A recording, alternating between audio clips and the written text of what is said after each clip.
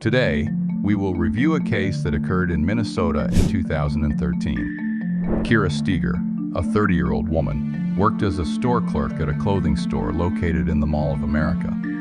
She was passionate about her job and never failed to show up for her shift. So, when on February 23rd of 2013, she did not show up for work, her coworkers became worried. They tried to contact Kira, but she did not return their calls or text messages, and soon the police were informed of her disappearance. Kira K. Steger was born on November 19, 1982, in Des Plaines, Illinois. Daughter of Marcy and Jay Steger, she was described by them as a lively, dedicated, and sweet daughter. Kira worked at the Mall of America in 2 stores, Wet Seal and, more recently, Delia's. Her co-workers were not only good friends, but Kira considered them part of her family. Kira had a unique talent for recognizing people's skills that they themselves did not notice. She planned and hoped for a promising future, which seemed bright and serene. Unfortunately, all her dreams were shattered instantly when Kira mysteriously disappeared on Thursday, February 21st of 2013. On that day, Kira had a shift at work. Her coworkers said she was feeling well and planned to go to a nice restaurant with her husband after closing the store. Kira and Jeffrey Trevino met 3 years ago and immediately sparked a spark between them, starting a romantic relationship that ended up resulting in marriage. In general, Kira and Jeffrey seemed to be a happy and stable couple. There may have been occasional disagreements between them, but everything was kept within their personal circle. Neither relatives, friends, nor co-workers were aware of it, at least until then. 2 days later, on Saturday, February 23rd, when Kira did not show up for work, co-workers were worried because such behavior was not typical of her. She used to be punctual, strict with herself and others, never tolerated delays, and followed her schedule rigorously. Unable to contact Kira, her co-workers called Jeffrey, but he had no idea where his wife could be. According to Jeffrey, Kira had left home the previous morning and had not returned since then. This did not worry him much, as Kira had a tendency to disappear occasionally for a day or two, staying at a friend's house or going to a relative's house without notice. One thing that could cause concern was the bad weather that day, as it was snowing heavily. Jeffrey suggested that maybe something had happened to her on the way. Maybe her car got stuck and her cell phone battery ran out on the same day. Not hearing from his wife, Jeffrey filed a missing person report and contacted. Kira's family was surprised by her sudden and mysterious disappearance. The news was a significant shock to them. Upon receiving a missing person report for Kira Steger, detectives promptly began the investigation. As is typical in such cases, the investigation began with questioning the spouse and searching the immediate surroundings. The detectives visited Jeffrey's residence for a talk. Jeffrey told the detectives that he and Kira had planned to spend some quality time together on Thursday. They had dinner, talked, played bowling, and eventually left the mall. According to Jeffrey, he and Kira went straight home, as Kira wanted to watch a movie. Jeffrey also informed the detectives that Kira left their house the next day, which was a Friday, around 8:30. She had an event scheduled at work where her presence was mandatory. She was behaving as usual. Jeffrey did not find it strange that Kira would disappear from time to time, even if he did not know where she was or who she was with. According to Jeffrey, they had been having relationship problems for a few months. However, he did not see this as something serious or alarming, considering that they were just small arguments that occur in every family. The detective began to ask Jeffrey who Kira could be with, questioning whether she could have a lover. The man rejected that suggestion, as he had personally asked Kira about it and received a negative answer. In Jeffrey's words, he really loves his wife and trusts her. The investigators passed all the information they were able to collect about Kira and her car to the patrols on duty.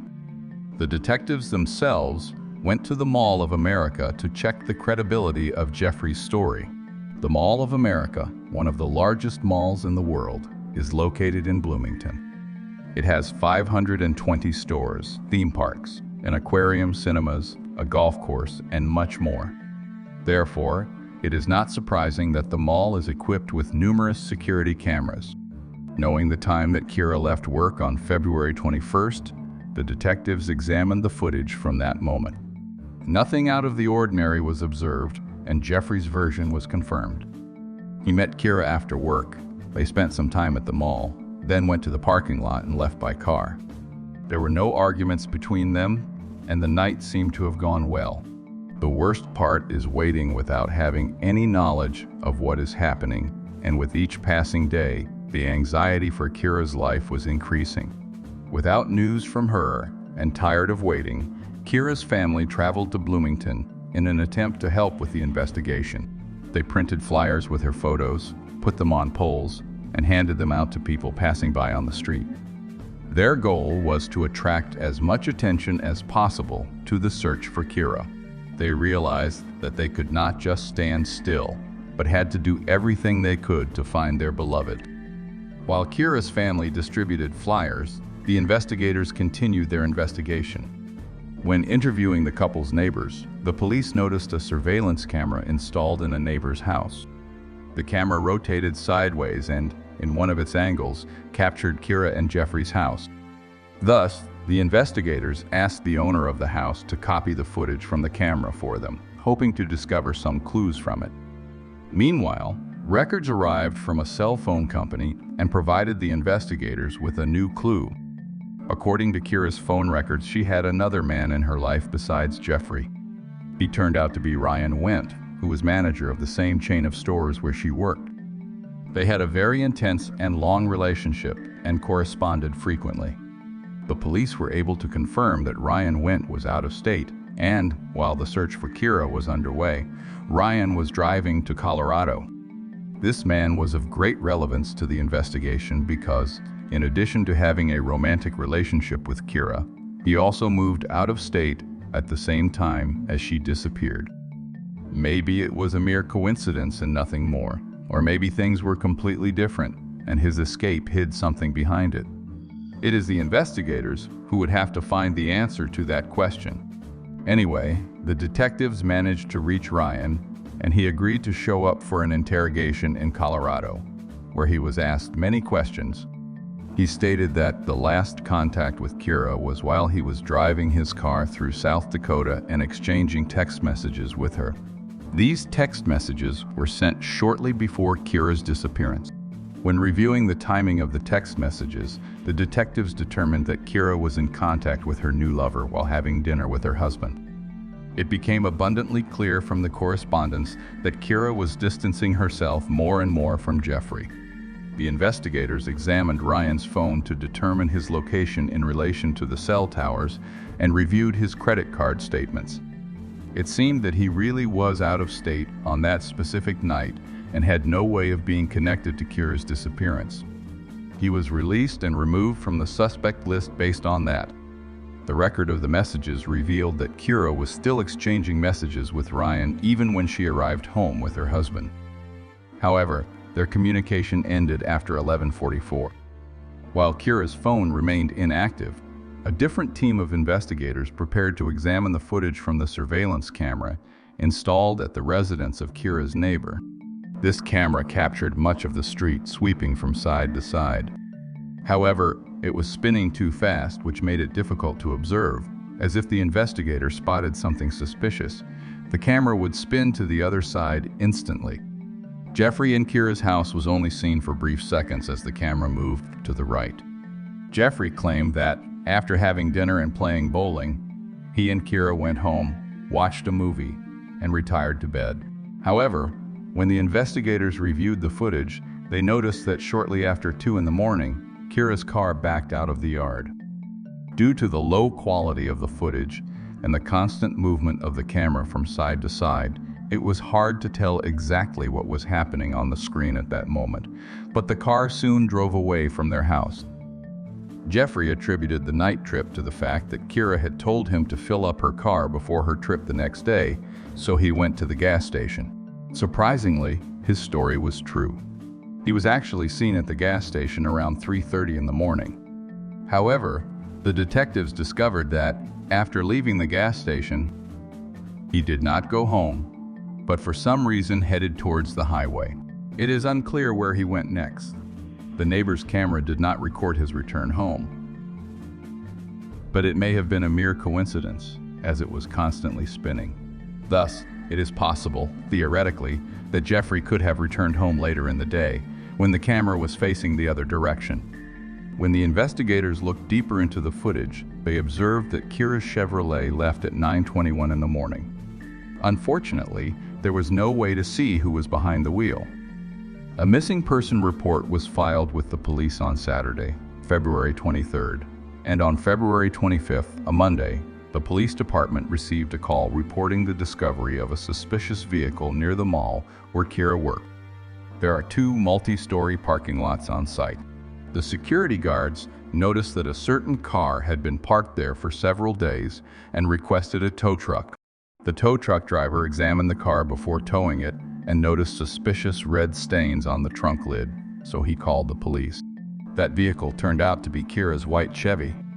There was not much blood, just a few small spots, but it was there, and that was a bad sign. Kira's purse, which was recovered from her abandoned car, contained divorce forms that appeared to have been downloaded from the internet. In addition, a small, dark item in the snow behind the car caught the attention of the investigators. When they approached, they saw a trunk mat rolled up that had dark-colored stains on the opposite side. DNA tests determined that it was Kira Steger's blood. With sorrow, the investigators began to realize that Kira was probably no longer alive. This terrible discovery was a severe shock to her family and friends. The last hope of seeing Kira again was lost, but with that came numerous questions in their minds. Did she suffer? Who could have resented her enough to have taken her life? The absence of Kira's body aggravated the situation, as it was much harder to bear the grief that befell them without it. The main priority of the detectives now was to identify the person who abandoned the vehicle in the parking lot. The car left home at 9:21 in the morning. Approximately 20 minutes later, the mall cameras captured it.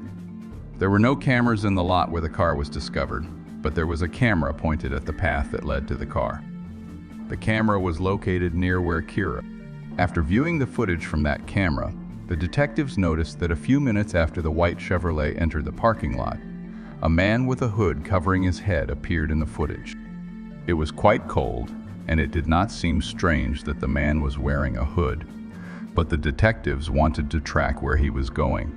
It was seen that the hooded man crossed the street and walked to a taxi stand, where he had a brief conversation with one of the drivers, then got into the car and left. The police were able to determine which company the taxis parked in the mall parking lot belonged to. Based on the timing of the hooded man's interaction with the driver, it was not difficult for the police to identify the license plate number of that specific vehicle. All taxis were equipped with GPS tracking devices, which revealed that the hooded man ended his trip a block away from Kira and Jeffrey's house and then got out of the car after paying in cash. As he left the neighborhood, the taxi was captured by the lens of the same camera that had partially filmed Kira and Jeffrey's house. After 2 minutes, a hooded man entered the frame. The low resolution of the footage made it difficult to see his face. But what caught the attention was the white logo on his hood.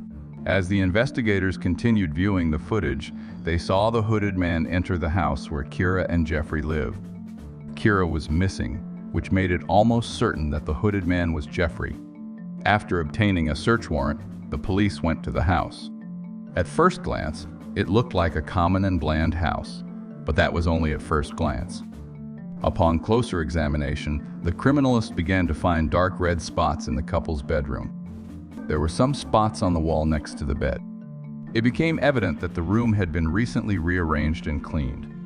When the forensic team sprayed luminol, the carpet on the floor was practically glowing. There were many blood stains on it that could not be detected by the naked eye. These stains originated in the bedroom and extended to the other side of the house. The forensics confirmed that it was Kira's blood, and this convinced the investigators even more that she was no longer alive. In addition to searching inside the house, the police also examined Jeffrey's car. The car itself had no blood, nor did they notice any evidence of a struggle, but but they still managed to find something of interest. A gas station receipt was found in Jeffrey's car, issued an hour and 40 minutes before Kira's car was left in the mall parking lot. Based on the information from the receipt, the purchase was made with Jeffrey's card. The detectives went to the gas station to review the security footage. The footage showed Jeffrey filling up his car, then going inside and withdrawing money from an ATM. This footage provided a view of Jeffrey's face and showed that he had a logo on his jacket in the chest area that looked like the logo of the man from the previous footage. Based on this recording and all the evidence found at the house, 39-year-old Jeffrey Trevino was arrested. He was taken to the police station for questioning and was now the main and only suspect. Immediately from the interrogation room, Jeffrey contacted his lawyer, who advised him to exercise his right to remain silent. The police had enough evidence to charge him, but the most convincing evidence of his guilt would be the body. No one had any doubts that Kira was dead. The police, along with Kira's family and some volunteers, spent months looking for her. At the end of March, when the snow began to melt, volunteers discovered a strange bag by the side of the road at Keller Lake, a few kilometers from Trevino's house, and called the police. The bag contained a bloody pillow, a shirt, and a bra. The forensic team linked the discovery to Kira, as her DNA was detected on the items. The lake was still covered in ice, which made it difficult to search the lake. The search in the lake was hampered by the ice, but still, the divers examined the body of water, but found no remains. The area around the lake was searched several times with the help of 4 sniffer dogs trained to find bodies, but also without success. 2.5 months after Kira's disappearance, on May 8, 2013, the St. Paul Police Department received a disturbing call. The male caller informed the operator that he had seen what appeared to be a dead body in the Mississippi River. What the police recovered from the water indeed proved to be a body. There were no clothes on it. Dental records determined that it was the body of Kira Steger. She had suffered severe blunt trauma to the forehead and a fractured index finger on her left hand. Due to the degree of decomposition, the coroners were unable to establish an exact cause of death. Using the new evidence, investigators tried to reconstruct the timeline of events leading to Kira's death and the events that followed. They speculated that when Kira and Jeffrey arrived home, he noticed or saw that she was texting someone else. Kira was not willing to show the correspondence to her husband, at which point he forcibly took her phone and broke her finger. After seeing the romantic correspondence, Jeffrey became even more enraged and, in a fit of rage, took Kira's life and then tried to hide the evidence of the crime. He used her car to drive to the house, put the body in the trunk, then went to a gas station, and from there to the river, where he disposed of the body. Later, he drove back home, discarding along the way the bag containing Kira's pillow and clothes. The next morning, he went to a gas station and withdrew money from an ATM because he knew that after leaving Kira's car in the mall parking lot, he would have to pay for a taxi, and it would be better to do that in cash. After getting rid of Kira's car, Jeffrey returned home and spent the rest of the day cleaning the house. With his cunning, Jeffrey intended to give the impression that Kira had driven off alone that morning and was perfectly fine. However, thanks to surveillance cameras, his plan failed. In October 2013, a jury convicted 39-year-old Jeffrey Trevino, agreeing with the defense that his actions were not premeditated and that the crime was the result of a heated and sudden argument after discovering his wife's infidelity. Before the sentence was announced by the judge, Kira's family members made their statements. "This monster is a calculating criminal," said Kira Steger, Kira's sister. "He does not deserve mercy." Kira's mother, Marcy, stated that Trevino certainly showed no mercy to her daughter. "He threw my daughter like a piece of trash into the most polluted body of water in the nation," she said. Still, her father, Jay, said that any punishment will never compensate for the pain Trevino caused his family. "No matter how much time you give Mr. Trevino, it's not enough. It's never enough," he said. In November 2013, Jeffrey Trevino was sentenced to 27.5 years in prison. He will be eligible for parole in 2031.